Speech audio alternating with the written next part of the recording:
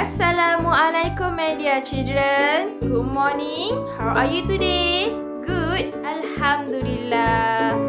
Today we going to be learning a new sound, which is OE sound and O sound.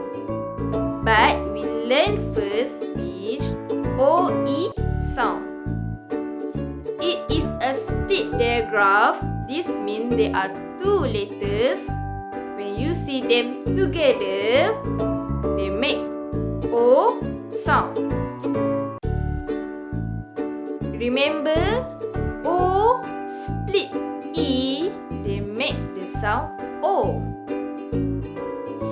Can you think any words that has O sound?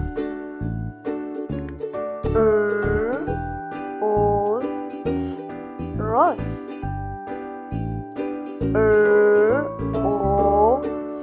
Rose.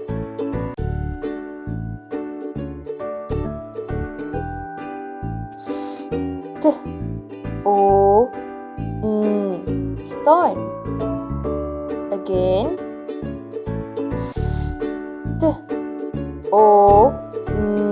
Stone.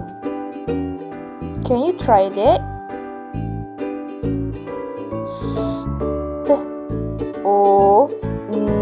Stone. Are you ready for the next word?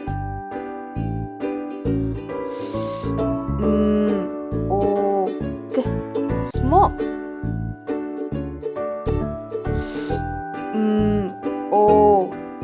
Smoke. Now it's your turn.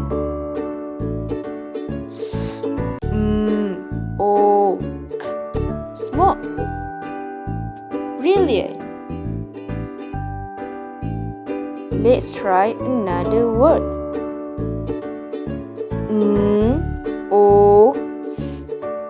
Nose. Nose. Again. Nose. Well done, children. The last word is something we use to look at the world using a globe.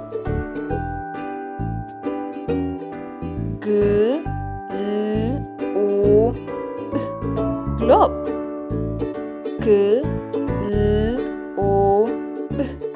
Globe.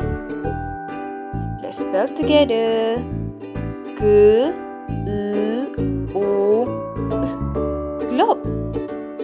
Good job.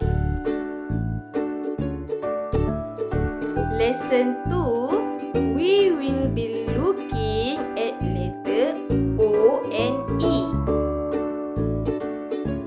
The letter O and E say O. Can you try? O. O. Do you remember any other words that make O sound? O. Ro. O. Ro. Now it's your turn.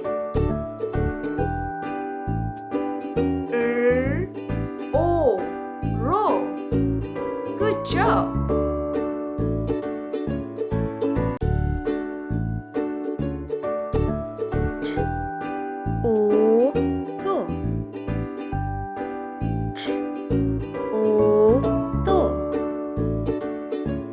Again.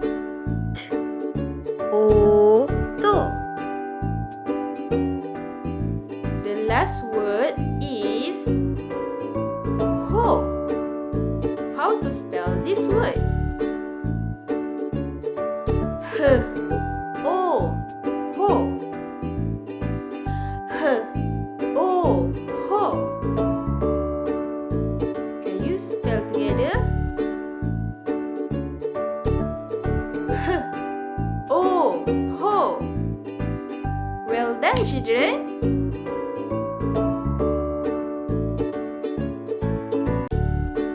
Okay, children. Thank you for watching. I hope you enjoy this lesson. And today we use phonics books. Please do exercise page 42 until 44. Remember, before you do the exercise, please write day and date. Okay? That's all. Bye.